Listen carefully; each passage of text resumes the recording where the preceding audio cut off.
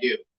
Am I worried, somehow about the FBI catching me or something? Oh, maybe, but no. The reason why I go live on everything, several reasons. Number one, so that you don't think I say something to you that I don't say to other people. You don't think my story depending upon who my audience is. I say the same things, the same principles, to any audience, no matter who I'm in front of. You've seen me in front of different audiences, and you know that I don't change my principles or my ideas. So now you know this because it's public. You can all see it. If someone thinks I'm lying, they go, wait a minute, he didn't say that to me when I was with him last weekend. That's not how that works. It's the same one. But there's something else. Someone asked me at one of the other events, they said, what are some of your principles that you're concerned about? And I said, one of them is I'm very worried about, believe it or not, honesty and transparency. It really bothers me. I'm concerned about it. I say often to people when I talk to them, I say, if you ask me a question, I will give you an answer. You may not like my answer, but you're going to get one. I'm not going to dodge it, and you're going to get an actual answer. I want to be transparent. I want you to know what you're getting. And I want you to weigh what you think is good and bad. Some of you will be mad at me for certain things. You won't agree with me, or you think I'm wrong, whatever the case may be. But you won't think I'm lying. I can have you angry at me. I can't have you not trust me. If you don't trust me, I can't get that back. If you're angry at me, we can work through that. Or you can say, you know what? I'm going to not talk about this issue. I'm going to talk about these issues. We can still be allies. We can be allies if you trust me and are angry at me. We can't be allies if you don't trust me. So it matters tremendously. So I show exactly what I'm saying. If you notice, I've been doing this now for about 4 years now. Just in my last campaign, I did over 300 events. And I've done over 60 every year since, because I cross the state every single year. This, by the way, is my number 62 and final. Yes. So I cross the state every year, and every single event I've done, the over 60 every year, plus the 300 I did, plus the 3 debates I was in 2018, never once did you see me with a note in my hand. Every single time I did them live. No. Every time. Why? Because you know what you're getting. You know what you're getting. I'm clearly not scripted, right? Clearly I'm not scripted. There's no script, right? So clearly I'm not scripted. That's why I do this. But there is another part. There's defensive part to this too. Once I start making more and more impact, people are going to lie about me. That's kind of how it works. So they'll start lying about me. And when they lie about me, they're going to say, Larry Sharpe said this horrible thing. And they're going to clip out 2 seconds of something and say, see, he said this thing, right? I'm going to say, I love dogs. They're killer. And they're going to go, Larry kills dogs. They're going to mix that up and say that I said that, whatever, right? That's what's going to happen, even though I love dogs. But anyway, they're going to say that. And some of you might want to believe it. You might.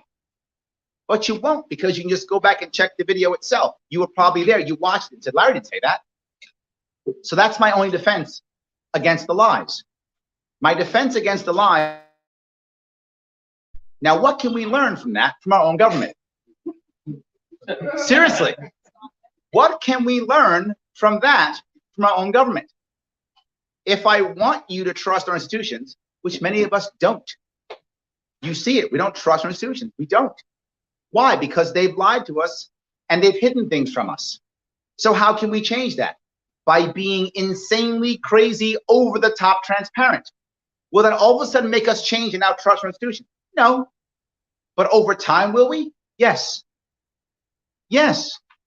You find all the time people say, well, we can't let that go because that'll show state secrets and we'll be making mistakes. If you were to show us your mistakes, we would trust you more. And some of you see this. Some of you watch my show. You've seen that I've often had policy. I have policies for everything. Everything in policy, of course. But sometimes my policies are wrong. I've made mistakes in my policy. And some of you might remember this. But my police reform, for me, was biased. Why? I live in New York City. I'm accustomed to New York City policing. That's what I know better than non-New York City policing. So someone actually bothered me and said, hey, Larry, wait a minute. That's not really going to work for a lot of rural areas, upstate areas, suburban areas. That's not going to work. So what did I do? I called him an idiot and I said, shut up. No, I didn't. That's not what I said at all. No. I said statist. I did not say that. What I said was, wow, let me have a conversation. And I had a conversation with them and I changed my policy. I know, crazy, right? I said, wow, maybe I'm wrong on this. Let me try to fix it. But here's the most important part. I talked about policy so that people could talk with me about policy. I would like to ask you, can you think of any other candidate running right now who actually has policy? You can't, can you? They have ideology. Yes, they do. What they have is other guy bad. They're really good at that. They're really good at other guy bad. Why won't they have policies? Because they actually don't know how to fix anything. They don't. They don't fix anything. I'm not joking. I would ask you, right now in New York State, Democrats have run this state for 20 years. If they were going to fix it, they would have fixed it, right? You got 20 years to fix it. If you're going to fix it, you're going to fix it. Republicans have watched them destroy the state for 20 years. What's their plan? There is no plan. There is no plan. Why? If you were going to have a plan, you would have had one in 20 years. Meanwhile, when I was running in 2018, within 6 months, I had a plan. Why? Because I wanted to fix something. I wanted to fix something. Now, if you notice, since about 2000 or so, since about that time frame, you can't find politicians who have policies. Why? Because consultants actually tell them, do not put policy on your website. Do not put any policy out. Because if you put it out, the enemy is going to see that policy and fight, destroy you on it in ads and such. Don't do it. So they don't. So look at a website. What do you see? I'm going to get the other guy. That's all it is. Right? That's what it is. If I'm a Democrat, I yell, I'm going to stop the Republicans from being evil. If I'm a Republican, I'm going to stop the Democrats from being evil. That's their entire campaign. I've had my policy on my website for 4 years. Who here knows of someone who's attacking my policy? Nobody. Nobody. Who's taken my policy? Nobody. Are you telling me I'm the only smart guy running? Well, no, thank you. But no. Thank you. But no. There are other people who could figure these things out. Why don't they? Why should they? The system is set to ensure that you have no power. So why do they care what you think? I know you think that you vote. I know you think it matters. I know you do. It doesn't. I'm not making that up. They gerrymander the districts so that they're heavily blue or heavily red. Then the parties pick who's going to run, and that's who is your new leader. That's why whenever there's a board meeting or whenever there's a talk to the public, they don't care what you say. Have you noticed that? Any of you shown up? Have you noticed that? They don't care what you say. You show up, you yell at them, you scream and yell, they nod, say sit down, nothing changes. Has anyone seen that not be the case? Yeah, that is the normal case. Why? You can't do anything. But what happens if a third party actually gets into power? What happens if a third party just gets 30% of the vote? What happens if a third party just all of a sudden gets enough votes that sways the left and the right to where gerrymandering doesn't work anymore? Whoa. Changes everything. I bring this up all the time, and I could bring it up one more time. When I ran in 2018, people often said, Larry, I'd love to vote for you. I would. But it's a wasted vote. You heard that. So every one of you in this room who did not vote for me, by the way, shame on you. But besides that, if you didn't vote for me, you voted for a Republican or Democrat, let me ask you, what'd you get? Nothing. That was a wasted vote. That was a wasted vote. Second, I would ask you, where are all the people who ran in 2018? Where are they now? Yeah, I'm the only one left. I'm the, one's in real trouble for grabbing butts. But besides that, besides the butt grabber, the rest of them, they aren't out here trying to fix things. They aren't traveling the state. They aren't giving you answers. They don't care what you think. They got your money. They got your time. They got your vote. Wham, bam, thank you, ma'am. Very sharp. 2022. That, yes. Literally, my campaign speech should be, Larry Sharpe, I'm still here. That should be my entire campaign. I'm still here. I haven't left you. I'm still here. That's not a bad deal. But I want you to think about what we just said.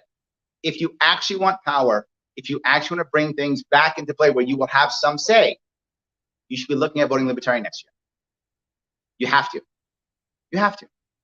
I'm going to cover a couple of things specifically, and then I'll go through, if I could, I'll go to Q&A in a second. I mean, is this specific to this? Go ahead. Go ahead, please. So we have to get on the ballot to be votable, right? Correct. What have we got plans? Let me deal. I will answer that question. Can I finish what I had to say real fast? Then I will absolutely answer that question, and hold me to it. So bug me, all right? Bug me if I don't, but I will. Yeah, thank you. It's true. Yes, he will. Yeah, he will. Yeah, sure. I'll get 4 emails from tonight if I don't. Yeah, absolutely. 100%. Yes. Yes. Anyway, then let me touch a couple of things that I think are important. One of them is, believe it or not, changing licensing to credentialing. Now, why would that matter in today's world more than anything else? What does that mean? If the state gives you a license to do something, you can only do the thing if the state says you can do the thing, whatever that thing is, right? So if the state says you can do it, you can do it. If the state does not say you can do it, you may not do it. It is a crime if you do the thing. You may not do it. It's a crime. And let me be clearer, you may not do it for pay. You can do it for free, but not for pay, which is even dumber. But that's true, right? So if, for example, if I don't have a license, if I have a license to cut hair, I may not cut hair for money. That's a crime. But I can cut hair, my kid's hair if I want to, or my own hair in my bathroom. That's fine. I can cut your hair if you want, fine, but not for money. That's a crime. That's licensing. That's stupid. Not just that, to be clear, not just that. If you don't do what the government says, regardless of that to do with anything to do with your licensing, you lose that license. So if I want to cut hair as a barber and I decide that I don't want to say mask up in my store, or I don't pay a tax, I lose my barber's license. So I lose my license for things that have nothing to do with the thing I'm doing. Licensing is only about control. And you might say, well, wait a minute, what's the proof of that? Think about all the medical personnel who are now being fired. Are they being fired because they're incompetent? Are they being fired because they've hurt people?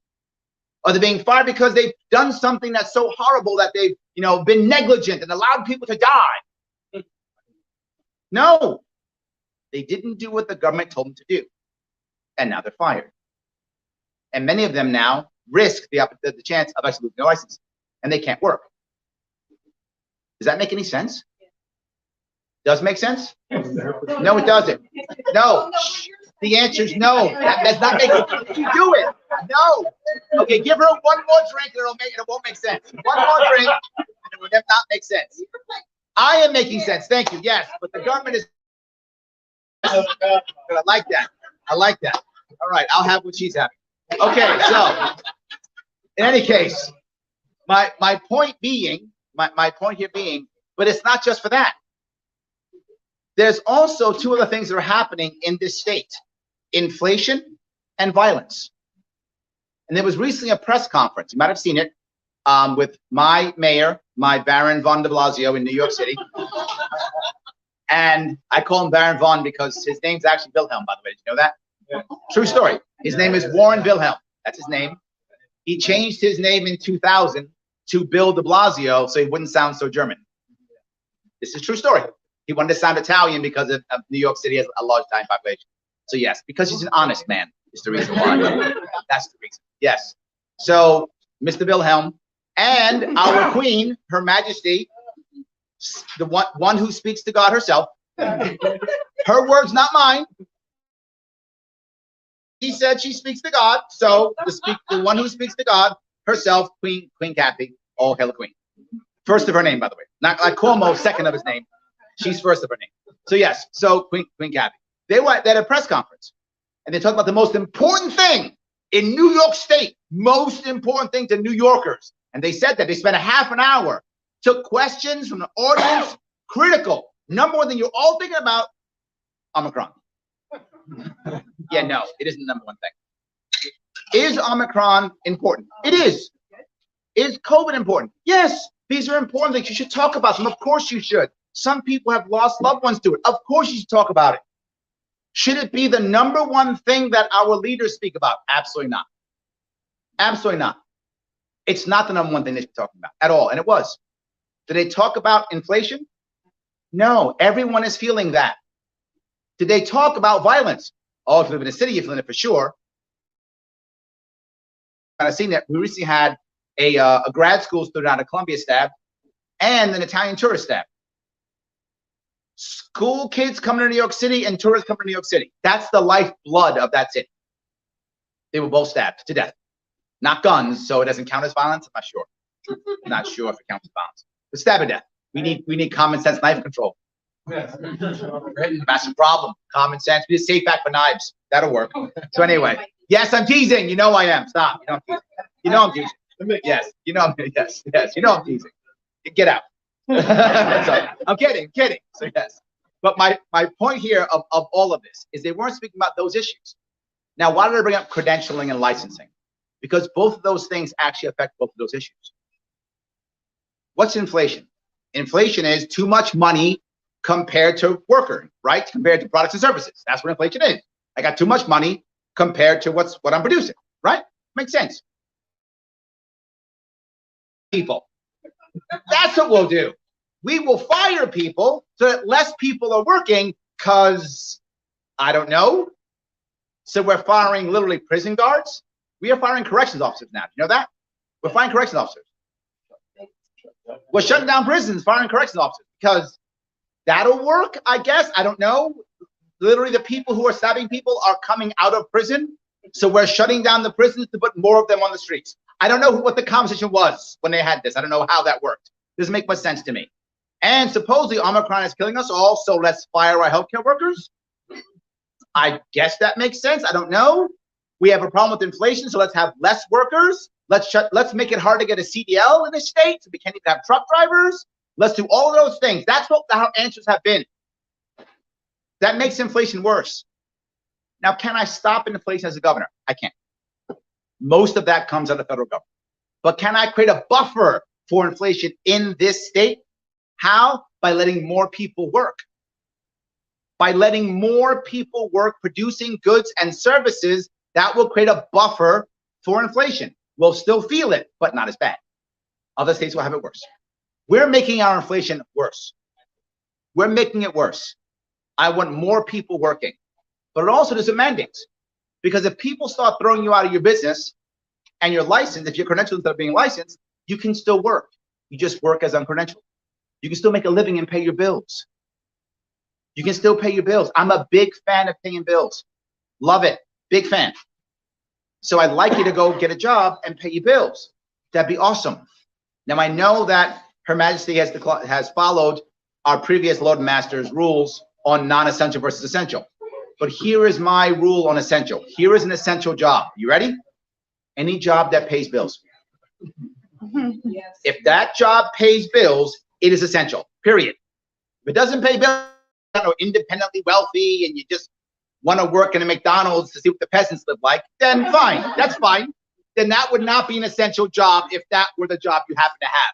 Chris, you've done that before, so stop. Anyway, so that kind of job would not be essential. But any other job is an essential job. You're an essential worker because you pay bills, and that's what matters. We aren't doing that. We should let people work, get out there. But Larry, what if someone doesn't have a license to cut hair or braid hair or whatever the case may be? No worries. Simply show I am not credentialed when you talk to people, and the community decides if they care or not. But Larry, we'll all die. Okay, first off, you can go right now to a Walmart or any other store and buy clippers, right? And you can cut your own hair if you want to. In fact, literally, millions of people are cutting their own hair, their friends' hair, their kids' hair all day long. Where are all the barber deaths? Where are they? No such thing. Total fantasy. Doesn't happen. Doesn't happen. Completely made up. Total fantasy. No one's like, I messed up. Oh, I'm dead. That's never happened once. Never happened once. And will never happen. That's a fantasy. Not going to happen. So let people cut hair if they want to. You might go, Larry, I don't want to go to a barber if they're not licensed or not credentialed. Then don't go. We're not forcing. Only go to the credentialed barber if that's what you care about. No worries. But let people work. Larry, what about like doctors and lawyers and such? Okay, here's my general rule on credentialing. Would you ask your friend to do it? Would you ask your friend to walk your dog? You probably would. Why is there a license? There is a license for that in New York City, by the way, to walk dogs. Correct. Yes. Yes. Would you ask your friend to braid your hair? You probably would, right? Well, you need a license. There's a license for that too, New York State. License for that, hair, braiding hair. Correct. Yes. Would you ask your friend to remove your gallbladder? Probably not. Get a license. It's fine. That's my general rule. Get a license for that. It's fine. No worries. Yes. Are you gonna tell me that you now? I love that. Yes. Yes. That's a thing. Flower arranging. Being a tour guide in New York City. A license to be a tour guide in New York. Give me a license for that. Yes. And all I'm saying is have a credential. I don't mind if the state has a credential. And if you find the credential valuable, go get that credential. If your community finds that credential valuable, then they'll only use you if you have that credential. No worries. But I want the consumer to drive it. I want the community to drive it. And let them drive it, and I'm okay. We do that, people will work. If more people work, more goods and services move out, inflation is buffered. But I said one more thing. I said violence, didn't I? I said violence. And we said, well, there's violence. One of two things. One, defund the police, because that'll work, I guess. I don't know who talked that one, but that was one option. Second option is lock them all up. Meanwhile, we're closing prisons and firing correctional officers. So neither of those two are going to work, right? That's not going to work. We're sure of that. Why do we have so much violence? And people always say things like, well, it's video games or something or whatever. No. Whenever there's lots of violence, every single time, it is always one reason: black market. Every single time, black market. What does that mean? Are there bad people? Of course there are. There's probably some in this room. Of course there's bad people. So is ours, right? So now I got a bad guy, right? Or bad guy. I don't want to be sexist, right? She's a bad girl, sure, yes. So bad girl, bad guy. Two of them, both bad, right? They're bad people, right? Yeah, she's not even always like, yeah, he's right, caught me. So yes, two bad people. There's only two bad people in this entire room right now, and that's it. And they might go off and do something bad. That's it. All the rest of you guys are all saints, only they're bad. So yes, there we go. But here's the problem. Now what do? What I do is I shut down workers. So now you can't go to work. Well, now you're available, you're all hanging out now. Not just that, I shut down prisons. Now the other bad guys join the room. Now they're in here too. So now more bad guys join the room, and you're now around to do stuff. Not just that, I shut down schools. Well, now you're available. You're all hanging around. I literally am a recruiting wet dream for them. And they go, hey, you not doing anything? No, we were going to do bad things. But now we got you guys. We'll recruit you all. And now we have a gang. I'm not joking. That's actually how it works. You were teasing me about being a first grader in 1974. That's true. I grew up in the South Bronx in 1974. And back in those days, we had a gang called the Savage Skulls. Some of you, if you're old enough, may remember that. You remember that? Yes, that was a gang. I know. How'd you get recruited? How did the Savage Skulls recruit people? On the corners. I'm not joking. They recruited off the corners. That was in the 70s. You know how they recruit people today? On the corners. That hasn't changed. They still recruit in the corners. And any of you have seen the HBO series, The Wire? Yes. What do they talk about all the time? Got to get the corner. It hasn't changed in 50 years. Well, if these guys are working and they're in school, they're not on the corner, you got nobody to recruit. But when they're not working, they're not in school, corners filled with these guys, you got recruits. The state creates the black market by not letting people work and go to school. If the people are busy doing other things, they don't join gangs. That's not how it works. That's just not how it works. But the state creates a black market, then gets mad because it's a black market. And the black market creates violence. Why? Because the black market, there are no cops and no courts. And when there are no cops and no courts, the only way of solving a problem is through street justice. Why do you think they have 15, 16-year-old kids shooting people to death in broad daylight? There are two reasons why. One, young kids under 18 aren't charged like adults, so they throw them into the mix, put them in jail for a couple of years, bring them out, harder gangbangers. Happens all day long, all the time. Send them in when they're later, they've already committed murder, harder than ever. That's literally the prison creates harder gangbangers. Anyone think I'm wrong? You've all seen it. That's what it does, creates harder gangbangers. You said you work in a prison, right? You've watched this actually happen then. Literally happens. So now the prison system creates harder criminals. Now they come back out, They'll kill anybody now. They're ready to go. They've done nothing but violence, right? And these guys are savvy because they have recruits. They're not actually doing any of the dirty work anymore. They're just ordering the dirty work. So they're out getting people to do stuff and come back, and they're filling their gang, getting bigger and bigger. That happens all the time. But I'm still not done. I'm still not done. Why are they shooting the person out in broad daylight? Because you all need to know, if you do not in any way, shape, or form commit to my contracts, I will have you killed in broad daylight. This is street justice. This is the equivalent of cops being driving around neighborhoods. Police presence. That is the equivalent of the black market. Shooting people dead in the public in the middle of the day is the equivalent of driving around neighborhoods. Lets you know you will do as I say or I will kill you. If you get rid of the black market, there's no need for this. How do you know that? Look at Prohibition. When it ended in the 20s, or ended in the 30s, sorry, you saw violence to this. Go down. Why? Because now liquor stores aren't shooting each other. If you don't pay your liquor bill, I just call a cop. I just sue you. I use cops in courts. But you think, Larry, it's only drugs? It isn't. You don't let people work. There's also black market labor, a black market ammunition, a black market in firearms, a black market in lumber. You've all seen it. You've seen it across this state. There's a black market in everything because the government keeps locking us down. But people still want stuff. Just because government says no, I still want my deck built.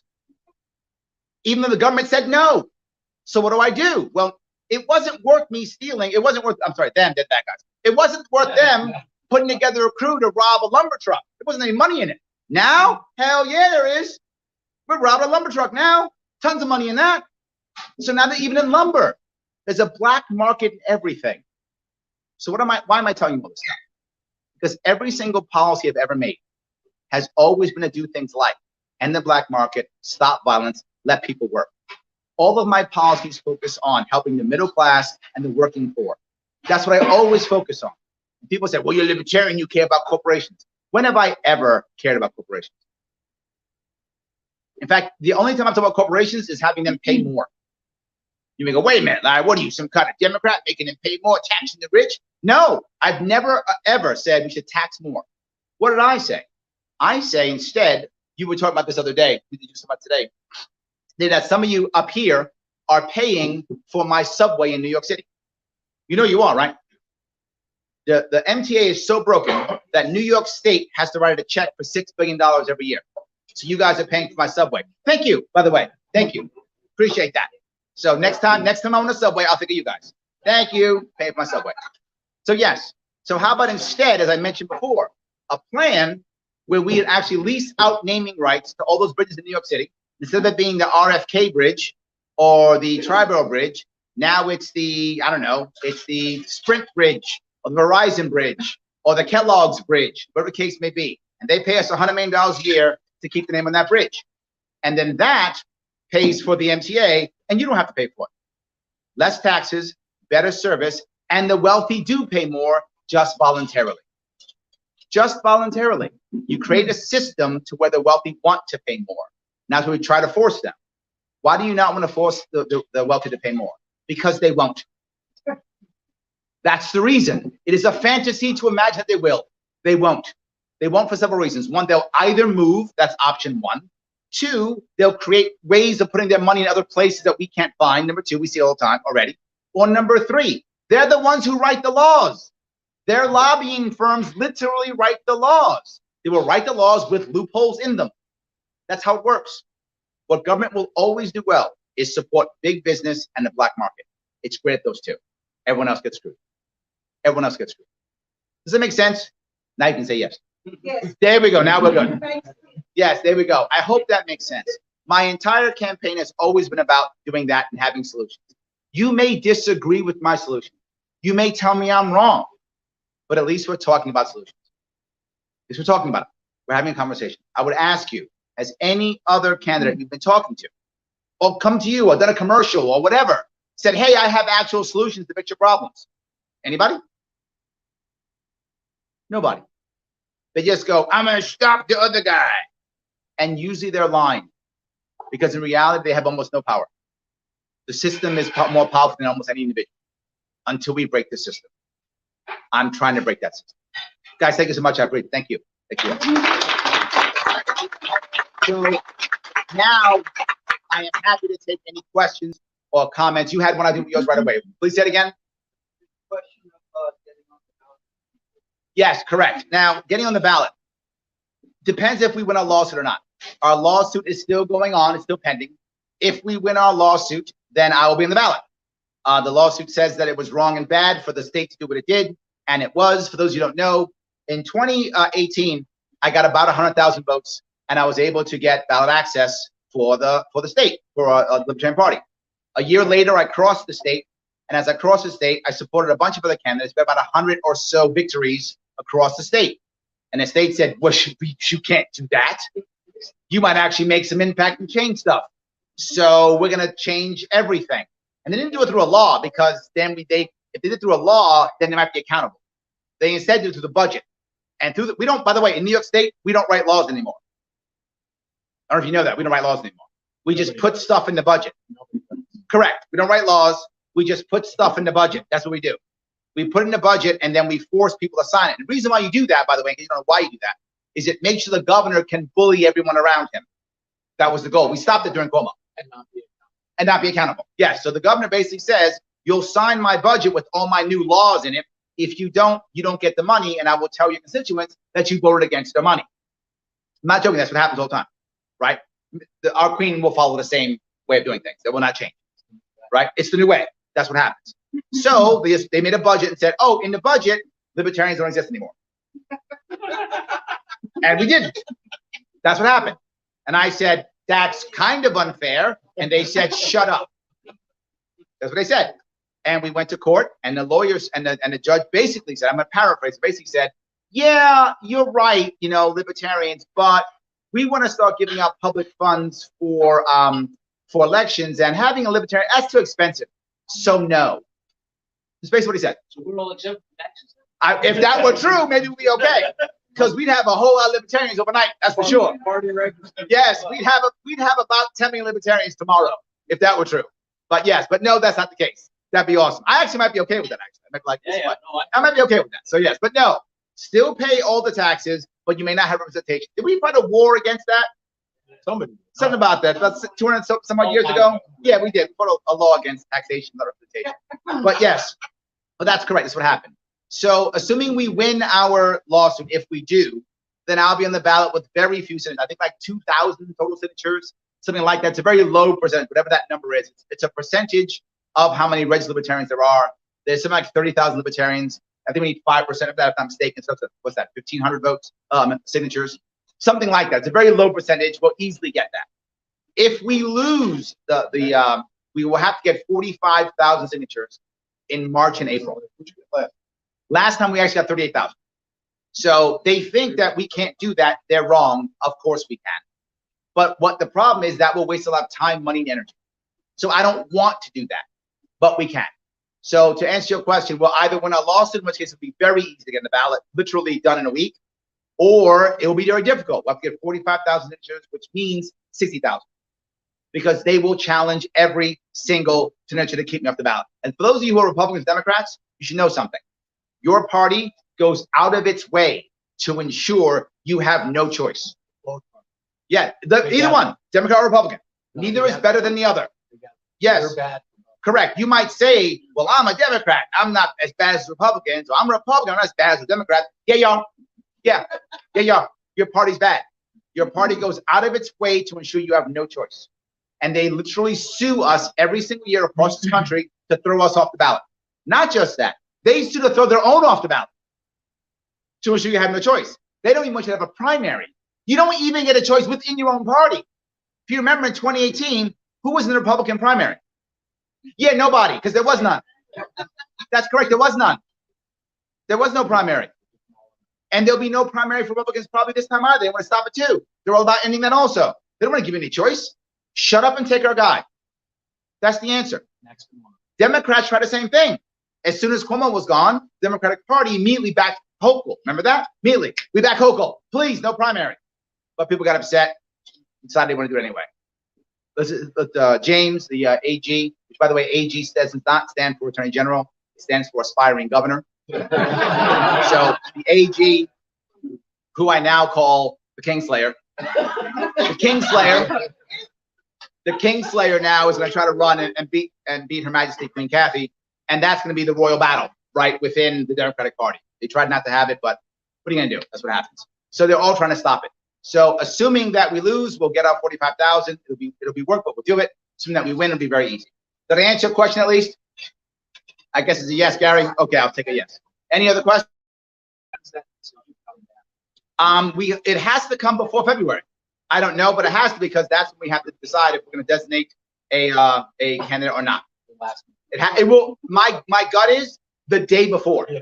That is my gut. So we are going to prepare to do both petitioning. We're going to prepare to do petitioning for designation as if we are a party. We will also petition as if we're not. We will petition for both because we don't know what they're going to do. The odds they'll screw us as much as they possibly can. Go ahead. Please. Yes. Thank you. So what are your thoughts? That is a very broad question. But go ahead. I mean, I'm in healthcare. Yep. Yep. So, what do you think would be the best? Let me give you a couple of things you have to do for medical situations in general in New York State. Number one, I want to create a world to where we are credentialing and not licensing, which means if you want to be an uncredentialed practitioner, you may, but not just that. You may also get credentials from other places, not just New York State. Larry, people will die. Let me give the example of them not dying. One, chiropractors. Chiropractors and acupuncturists. Are people dying from that? I mean, maybe, but I've never heard of anyone dying from either of those two things. Now I think chiropractors are licensed, I think, now in New York State, but they weren't for years. They might be now, right? So who cares? Let them. But not just that. How about health food stores and natural food stores? People go in there and buy their products all the time. They're not regulated by the FDA. Just people who that you trust. They have industries, right, who then rate these things and such. Where are all the deaths from health food stores? The healthiest people you know shop in those stores, right? These are people putting substances in their children's mouths daily. Where are all the people dying? They're not. There was one time I remember that. I can remember maybe another, but I remember one. I remember ephedra. Anybody remember that? Yes. Probably mid 2000s, give or take, in that area. There's a problem with ephedra. People were scared that ephedra was going to hurt you, kill you, whatever the case may be, because some athlete had a heart attack. I actually liked ephedra, but that's fine. People thought it was a problem. What happened? Anybody remember what happened? Pulled off the market right away by the government? No, by the individual stores. They stopped selling it. The stores actually got rid of ephedra immediately. They pulled it out. There was action immediately. People heard about it. It stopped. People don't get it anymore. That happened. So when there was a perceived problem, the market responded immediately. In real time, that happened. I'm not making this, I'm not theoretical. It actually happened, right? When has the FDA ever been punished for what it's done? Never. The FDA was responsible for far more deaths in this country than all the health food stores put together, multiplied by 10. By 10. And what's their damage? What happens to them? Nothing. They get more money. They get more power. Nothing. So what I'm saying is, in the healthcare industry, I want the state to credential plus others to credential, whoever they decide, and then you decide where you want to go. That's number one, but I'm still not done. On top of that, we have existing situations that are tough, right? So one of them is I want to make changes to Medicare, Medicaid. Right now, in many of these places, it is actually too cheap. You might go, what? Too cheap? Yes, it's actually too cheap. If you go to a doctor visit, it's $1. Emergency room is $3. It's too cheap. Multiply both by 12. Should be $12 to go to a doctor, 36 emergency room. You might go, Larry, some people are too poor to pay $12. That's a lie. That's not true. If you don't have $12 emergency room, you don't have an address. If you don't have an address, you're covered anyway. I'm serious. If you're literally homeless, you don't have $12, you're covered anyway. That's already covered. But because you're actually not on Medicare because you're homeless, you don't have an address, you're covered already. But if you have an address and you're on Medicare, Medicaid, and you have to pay $12, you have $12. How do we know that? Your nails are done. That's how I know you have $12. You have a cell phone. That's how I know you have $12. So pay $12. Why does that matter? Because the reimbursement cost that's coming from the local counties is killing our counties. It is destroying our budget. So pay your $12 and go when you need to go. Not just that, if I pay $3 for emergency room, what do I always do? Go to emergency room. Because I'm with the doctor that I want. I know when they're there, so I go to that doctor and I pay my $3. But not just that, I use an ambulance. Yeah, I do, because it costs me $3. I use an ambulance. So now I got people, and if you're in the EMT world, you know, I got frequent flyers, they call them. People who use an ambulance as a taxi. It's cheaper than Uber. It is. It's literally cheaper than Uber. It's $3. So I get to go, oh, my back hurts, call an ambulance. Oh, my God, great. Yeah, drop me off by the liquor store. That actually happens, right? Again and again and again. Now it's $36. Uber's cheaper. You want to go to the liquor store? Fine, go. You want to go to visit your sister? Fine, go. Pay an Uber. Whatever, take your car. Don't take an ambulance. Because the problem is, if you're taking an ambulance, now somebody with a real problem, they don't get the ambulance. You're in an emergency room because you stubbed your toe. Someone who's had a heart attack doesn't get that because it only costs $3. Now it costs $36. You'll show up. Does that matter? Yes. Literally, our Medicare, Medicaid bills in New York State are $50 billion per year. 50 billion. And the counties are paying that. And you can't fix your roads. You can't fix your schools because the money's going there from unfunded mandates. So change that. But I'm still not done. I know it's a big, you asked a very broad question, so this is your fault, not mine. All right, so, but not just that. I want to get us as New Yorkers thinking about paying hard because we're not accustomed to it. We're accustomed to having insurance and going through insurance. But the wealthy don't do that. I know, I live in New York City, I watch them. The wealthy go to places where they don't take insurance. They swipe their credit card or they pay with a check. They do, one of the two. Why do they do that? Because you know this. If you've ever done this, two different places. One that takes insurance, one that doesn't. The place that takes insurance, you walk in, there are tons of people in a very old waiting room. You might get a seat, you might not. The magazine's from 1945. We won World War II. That's what you get, right? That's literally the magazine you have. And the people are more concerned about photocopying information and filling out your form than anything else. That's all that matters. And your appointment's at 2 o'clock, you get seen 3:15. And when you're seen by a doctor, it's 5 or 10 minutes max, and it always ends in one of three things: a test, a prescription, or procedure. Why? Every time. That's how they get paid. They're not being mean. The system is set up. You need to be sick so they get paid. That's why they do it.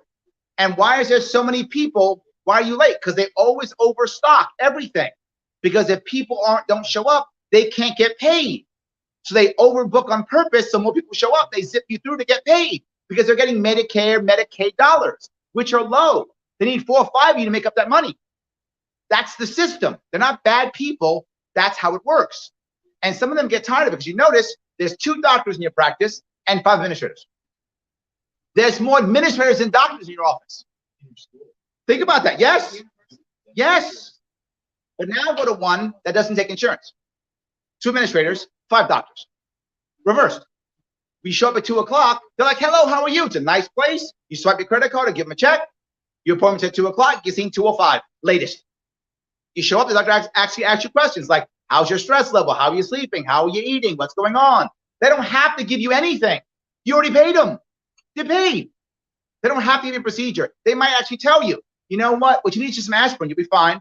Go to Walmart, it's cheap, grab some aspirin. They're not going to write a prescription because they're not getting paid. They don't care. But your doctor writes you a prescription for anything. They write you a prescription for Tylenol. You seen it before? Why? They get paid. So of course they would. Change that model. How do I do that? It's actually a very simple way. One, support the model, which is what I call model, which what I actually call is the it's like a gym membership, right? Have any of you ever heard of the company called Forward? You heard of Forward? Yeah, Forward is a company right now that you pay right now. I think it's $150 a month. You pay $150 a month, and you get to go whenever you want.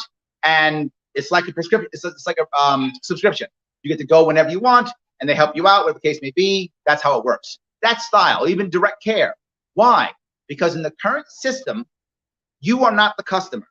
The customer is the government or the insurance company. You're in the way, and they treat you as such. But when you're paying, you're the customers. How do we do that? Here's how we do it. Actuaries already know about how much money you're going to spend if you're on Medicaid or Medicare. They know about how much you're going to spend. They have actuaries that put you in a box. And for the sake of argument, your box, you're going to spend $500 a year on medical, whatever that number is, $500, $1,000, $1,000 you're going to spend. You get a debit card that can be used at any medical facility for $1,000. Why? Because now you can go to any doctor you want. You can go to wealthy people doctors. Wealthy people doctors you want, you can go. You might say, Larry, what happens if I run out of that money? You're still on Medicare and Medicare, so the system is still there for you. But you got to go to those doctors, though. You don't get to go to your cool doctor anymore because now you can only go to doctors to take insurance. What will begin to happen? You'll start seeing how good some of that care is. You'll want to do it. When you start doing that, you'll start deciding how you're going to spend your money. It gives you an incentive to make things better. You will force people to be better. But more than that, now the doctors will say, wait a minute. So I can get Medicaid, Medicare money without having 5 administrators? Yeah. They will now cater to you. And they will try to draw in, they will lower the prices. How do I know that to be true? Am I just saying stuff because Larry's making stuff up? No, I know it to be true because of a very important reason. Look at the medical care next to essential medical care, non-essential medical care, right? Cosmetic dentistry, body enhancements, LASIK eye surgery. In every single case, 100%, every case, prices have come down, accessibility has gotten better for everybody, and service has gotten better.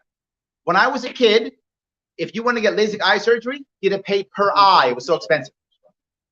Some of you who have gray hair remember that. You had to actually have to pay per eye. Now, everybody gets it. Everybody gets it. Doesn't matter. Cosmetic dentistry was only for like movie stars. Now everyone gets it. None of those are regulated the same way by the government. There's no insurance company there for that. Yet somehow people get it. That's what I'm talking about. You gave me a broad question. I gave you a lot of answers. But no, some of you might say, Larry, I don't like your answer. But let me ask you, what is the current plan for this from Democrats? Thank you, nothing. What's the current plan from Republicans? Nothing. There's no other plan. Mine could be wrong, but I'm open to having the conversation. They have nothing. They will just watch this state burn slowly, and they will grift whatever they can from it. Oh, I will get free healthcare. We'll get that. I'm sure that'll work. What could go wrong? Yes. All right. I hope I answered your question. Go ahead. Larry, you spoke about how you're going to get on the Libertarian Party ticket. Yep. And I know you've spoken in the past about getting on the party, other third parties, Correct. Or possibly a Republican ticket. Yes. Have you given more thought to that? Absolutely, yes. For those of you who don't know, last time when I ran as a Libertarian.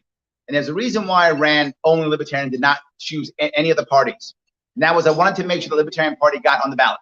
And I was worried that if I did other parties, that Libertarian Party would, those votes would go someplace else, we wouldn't get ballot access. And I wanted ballot access for the party. So I went out of my way to run Libertarian, and we got that. It worked. And the state said, stupid you, still gone. So they decided to use the system against me, so now I'm considering using it against them. We have fusion voting right now in New York State, which means I can run in other parties also. So I'm considering running as Libertarian, but also running in the Republican primary. Yeah. If I run a Republican primary and I win it, then I will be able to be listed as a Republican and as a Libertarian and probably also as a conservative. So I'll get 3 lines by doing that if I win it. Now, the problem is, how do I get the Republican primary? That is not easy because Republicans, the average Republican actually wants me desperately in the primary. No average Republican does not want me in the primary. They all go, yes, we like choice, please get in. All the establishment does not want this at all. They are totally 100% against me being it. Literally, I get calls at least once a week by someone who is actually a sitting congressman, a sitting assemblyman, a sitting senator, trying to convince me to not run. They do not want me to run at all. They don't want me to run in their party or run at all. They don't want me to run at all. So that's important to understand. So that's what I want to try to do. If I do, great. But that's not all. That's not all. I also am considering trying to get a line. Those who may know Unite New York. Unite New York is more of a party that's heavily based upon growing third parties. I may try to get their line. And also, some of you may also know that Andrew Yang has left the Democratic Party. And he has now started his own party, and it's called the Forward Party. I'm also trying to get his line, also the Forward line. Forward Party, yes. By the way, branded very well. Not left, not right, forward. Well done, Andrew. Well done. Good branding. Anyway, Yes, it does sound good. Anyway, my point being, if I can get all of those lines, the goal would be to create an actual coalition against the establishment Democrats. Establishment Democrats who run this state are never going to vote for me. I get that. I'm not going to get established Democrat votes. I understand that. I get it. It's okay. I don't need all the votes. I need 51% of them. So if I can create a coalition of libertarians, Republicans, conservatives, independents, and pissed off Democrats, which I think we saw that in New Jersey and Virginia, there are pissed off Democrats. If I can grab them, that's a real coalition. This becomes an actual winnable race. This is it. This is a winnable race at this point. We can actually win this thing. But even if I don't win it, in either case, if I get forward or get Republican, for sure, debate stage. I get in the debate stage, again, chance victory. The last time an independent won was Minnesota. Jesse Ventura, I think it was 92 maybe? Something in that area, 90s, I think 92.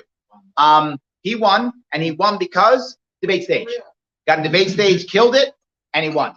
So debate stage or just straight victory. That is my goal. Does that make sense? Yeah. Yes. So that's what I'm trying to achieve. Yes. Any other questions or comments? Please. Sorry. Yeah, what can we do the here and now to help you out? Several things you can do. Several things you do. Number one, if you are a Republican or you know Republicans in New York State, tell them that I want to run on their line. Because if there is not a grassroots push, it's not going to happen. Being forward. If there's not a grassroots push, it's not going to happen. There has to be grassroots Republicans saying, guys, let him in or we're going to punish you. That sounds horrible, but you have to do that. Otherwise, not going to do it. So if you are a Republican or know them in New York State, tell them that I want to run on their line. So they'll let me do it. Because they're going to want me to change to Republican. I'm not. Why? This goes back to my honesty thing. I'm not a Republican. I'm libertarian. So I don't want to change to become Republican because I would be being disingenuous. I'm libertarian. That's what I am. So I don't want to make that switch. It's just not right. Will it be easier for me to do so? Yes. But if I change to Republican, I probably could get in and win. To be forward with you, I probably could. I could probably get in and win because all you need is 25% of the votes to get in the primary, which I would get because the Republicans know me in the state, and then I could probably win. But it would be disingenuous. And if I'm going to be disingenuous, then I might as well just be one of them. I might as well just one Democrat and just win and be a Democrat. If I'm going to be disingenuous, I should go with the winning team, right? At least win, right? If I'm going to sell out, at least win if I'm going to sell out, right? So it makes no sense for me to do that in this case. So that's one thing. Second thing you can do, this is going to sound crazy. When you see my stuff online, like, comment, and share. I'm not joking. It does matter. I get shadow banned constantly. And the reason I get shadow banned is not because I say controversial things. It's because I address controversial topics. No one else who's running for office does anything except yell other guy bad. They don't actually discuss anything, so they don't get shadow banned. I do. The only way I get around it is if you like, you comment, you share, it breaks the algorithm, right? So how do I know this? Because I either get 2,000 to 3,000 views over all my things, or 15,000 or more. So I break the algorithm, get 15,000 or more, or I don't, and I'm under 3,000. So if you do that, break the algorithm, it helps tremendously. But there's more. You can donate. Donate matters. Please head to LarrySharpe.com/donate and donate whatever you can. $5 matters. $5,000 matters. I know. You're asking me, can I give you $100,000? You can't. Thank you, Chris. I appreciate it, but you cannot. The max you can give is $44,000. So change the check. But Yes, okay, change the check. The max, and that's actually true. The max you give is $44,000. If you want to give that, please, great. Please, if you have it, awesome. However, not required. $100 works. That's literally Facebook ads. That's banners, right? That's signs. That's T-shirts. That's everything I need. Bumper stickers. All things I have to buy coming up here for January and February. We'll make a big push. So every little bit does count, absolutely. And if possible, I love it if you can do ongoing. If you're saying, Larry, I can't give you $100 now. No worries. Can you give me $10 a month? That works for a year. Why am I asking for a year? Because I'm going to go a year without a salary. So I did last time. I did a year without a salary. Remember something, in 2018, of all people running, I was the only one not getting a government check. Everybody else is being paid by you to run. They were all either sitting people or they were getting pensions or they were already, literally in office. They were all getting paid to run. I was the only one not, and I literally went a year with no salary. So of course I was in debt when the campaign was over. People were like, why didn't you run in 2020? Because I was broke. That could be the reason. I'm recovering from all the money I lost. I will do it again this year. I've worked my last day of work was about a month ago. I haven't worked in about a month. I won't work for 11 more. So I'm not going to work for a year. I will not have a salary for a year. So I'm asking you not to not have a salary for a year, but I'm going to bleed for a year. If you can give for a year, that'd be awesome. So donate is awesome. Tell Republicans, like, comment, share. Last piece. If you know of a way that I can get in front of other people to talk about whatever issue you want to talk about, get me in front of those people. If you have a group of people who care about something that I talk about, if you have a civic association, church group, insert thing here. If you have one that I can talk to, please get them to talk to me. They don't have to support me. They don't have to endorse me. They just have to listen to me. That's it. And they can even yell and scream, call me names. I don't mind. In fact, I will literally go against people who are against me completely. I'm happy to talk to them. They can insult me and yell at me. I promise I will not embarrass you. I will not yell back. Well, not publicly. I will not publicly yell back. That's what I'll tell you. Did I answer your question? Yes, would you care to revisit the people leaving New York? Oh, yes. Let me bring that up. That's a thing we bring up all the time. The biggest issue we had in 2018, and we have it worse now, is people leaving New York. Every one of you knows someone who's left. Every one of you has. There's not one person who does not know someone who's left. You all do. And you're already leaving. You're packing up. People are packing up to go. We're all in line. Yes. The problem in New York City is most people that are in this state, most of them are checking out. Politically checking out. Like, it's done. I can't change anything. It's a disaster. Why bother? So they're waiting until either their elderly parent passes away, or until they retire, or the kid gets out of school. And once one of those three things happen, I bring up Florida. Think about Florida. If you go back 10, 15 years, Florida was purple. It wasn't red. It was a purple state. We didn't know, was it going to go? It was a battleground state. Remember that? We didn't know, was it going to go left or right? It's red. What happened in Florida? The red New Yorkers, Illinois people, and Californians left and moved to Florida. I'm not joking. It's red because of immigration. The people didn't change. Immigration is what turned them red. Well, a bunch of them came from New York. New York's not getting purpler or redder. It's getting bluer because all the red's leaving. That's what's happening. And Florida's an example of that. So for every Republican that's going to say, don't worry, this time the Republicans are going to win this election. Republicans haven't won a statewide election in 20 years. Nothing. AG, Senate, no statewide election. Republicans win locally all the time. If you like your local Republican, please vote for your local Republican. There's an actual chance they can actually win. Republicans do win. No chance. Zero chance of victory. None. It's a fantasy. It's a lie, and they know it. It's a lie, and they know it. Never going to happen. It's getting worse. And people are leaving. 500,000 or so have left since COVID. Most of them are not coming back. Some will, but most aren't. Our budget's gone from $190 billion to $220 billion. So we've raised $30 billion in taxes and lost 500,000 people.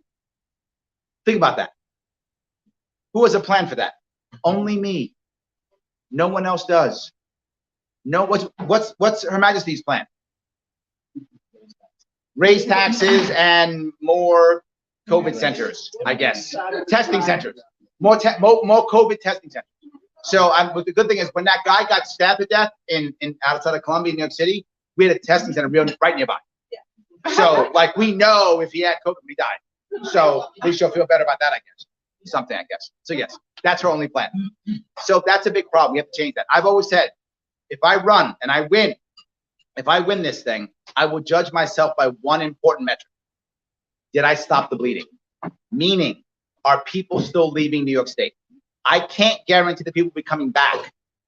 I hope that's true, but just stop people from leaving, right? I'm a business guy. And my mind is customers. If I'm losing customers, I'm failing somehow. I'm either giving the wrong message, giving the wrong product, and doing something wrong if my customers are leaving, right? Something's wrong. So if I'm the governor, you're my customers. If you're leaving, I'm doing something wrong. I got to fix that. If you're staying, I'm winning. Did I answer your question? Awesome. Go ahead. So you were talking about getting the Republican line. Yep. Pull the Republican line. Obviously, you have all of the Libertarian line. Yep. That collectively is obviously not enough votes for the election. Correct. We saw with the numbers in the last election. Absolutely. how do you get the next group of people? Yep. How do you pull those votes? Where are you Yes. gonna pull? What's the My top- guess Yes. would be is that you're gonna have to pull from the Democratic side. Correct. What do you have to do to There's- pull people Yep. what's from that the Democratic? There are two types of people I have to grab. You're correct. Two types. Number one is the person who's checked out, the independent. Most people in New York State either don't vote or not affiliated. So one group I would pick is those who just don't care, who've given up. That's one. We got to grab those. I did a good job of that last time. A lot of people who voted for me were first-time voters, even though they were often in their 30s and 40s and 50s. They were first-time voters. Many people were. I did a good job of that. How do I do that? By motivating people on single issues, like Second Amendment. There are a lot of Second Amendment supporters who have checked out and don't vote anymore. They actually think that someone would actually be able to repeal the SAFE Act over the next 4 years, they'll vote. So single issue, like Second Amendment. Cannabis, right? Cannabis is more of a left issue, Second Amendment is more of a right issue. People who want regular cannabis, like onions, that single issue voter, that voter will come, right? So I got to focus on those. But that's the independents. You're Correct. obviously, there's no question, you're going to have to take voters from the blue team. That's the second one. Period. And, yep, there's the second one. Yes, and there are several of them. There's several of them. One of them, believe it or not, it's gonna sound crazy. We have to get the people from the far left. Yeah. From the far, and people think, what? Yes. You're libertarian. Anti-vax. The far left is actually where we can get people from. Anti-vax people, 100%. That's one, but not just them. Yes, they're yes, but not just that. The people who are actually socialists, and I mean the far left, they're pro-2A. Yeah. I'm not joking. The ones who are, those you may know Howie Hawkins. Yeah. Howie Hawkins is literally a socialist. He's literally a socialist. Totally pro-2A. So the far left, you actually get your guns back. So it's like the right, you get your guns, and then you lose. Well, get it back. So yes, so you get them on Second Amendment. But something else, I actually have a plan to create an environmental victims unit. I talked about this in 2018, where instead of having a DEC that only punishes people, we have a DEC that actually investigates actual problems, finds out who actually got hurt by the environmental problem, then provides that information to the AG. AGs don't know how to prosecute these things. They have no idea. Exactly, you know that. Give it to them, and you break the corporate veil, and you actually punish, either civilly or criminally, the individual people in the companies who made the decisions. That is very hard to do. But with an actual EVU, they know how to do it, and they can do it. What does that mean? Larry, is that libertarian? Yes, it's called personal responsibility. That is absolutely a libertarian mandate. Personal responsibility.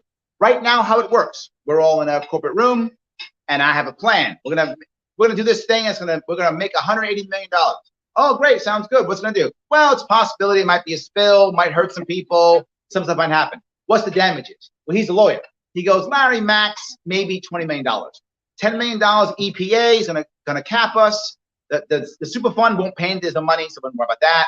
And then there'll be a lawsuit. It'll be a class action where we'll pay out the people like $4 each. The lawyers make some cash. We'll have to pay $10 million. So 20 million total. Yeah, let's do it. Correct? But what if there was a law in New York State? Same thing happens. He says the same thing. Larry, maybe 20 million, but if there's a real bad spill, EBU is going to come after the people, either civilly or criminally, personally, for the bad spill. We might not say yes anymore. The left loves that because that's actual way of defending the environment. It's an actual way of punishing corporations who destroy our environment. It actually works that way. Democrats, Republicans will never do this. Why? Because they're corporatists. They will always support the corporation. As I said, I don't. I support the individual. They support the corporation. They go on that. But I'm still not done. I have a more radical plan for the far left. I do. And that is worker co-ops. If any of you know socialists or the people in DSA, what they always talk about, their socialism is we want workers to have and control the means of production. You've heard this before, right? Of course. What Democrat talks about that? None. Maybe Bernie. That's about it. Yeah. Maybe, and he's a Democrat. He's a socialist. He's independent. He's not a Democrat. So no Democrats. What Republicans talk about that? None. I have a plan for it. Now, if you were a hardcore socialist, you would want to nationalize all the banks. Not doing that. But they would want to do that, nationalize all the banks, and have the banks decide who gets money, and every company must be a worker co-op. That's a socialist utopia. They're never getting that from Democrats, Republicans, not from me either. But I'll give them something. Here's what I'll do. I'll support localism and volunteerism, which is what libertarians do. So I'll say, you know what? I'll make it easier for a county to create a county credit union. and treat it just like a state-sponsored credit union. County credit union means local co-op banking, supported by local entrepreneurs who will put their money into this co-op and have a bank just for them. Not done. Once I have that now, anytime someone gets laid off or loses anything where the government's paying them out, either any type of payment from a settlement or anything like that, I'll give them all the money up front. Don't take it now, take it all up front. Right? If you get unemployment, you're in New York State, you get about $13,000 over the course of 6 months, give or take. Take all of it up front. Any other thing you have, take all the money up front. You take it all, front load the whole thing. If you can find me 25 people that will start a business with you, 25 people, you start a business, it's a co-op. And the state will support a loan from any local co-op to double that. Start a business, start a co-op. It's voluntary. If you like it, start a co-op. You don't like it, don't start a co-op. It's co-op banking, co-op business, voluntary. The state spends money up front, but no extra money. So no extra taxes, no extra fees for anybody. It's the same amount of money you're getting anyway. The money still goes out anyway. That is a plan which is actually voluntary socialism. I know it sounds crazy, but it can exist. Now you might go, Larry, that's not what the socialists want. They want the government to control everything. You're right. They're not going to get that though. So they have two choices, nothing or mine.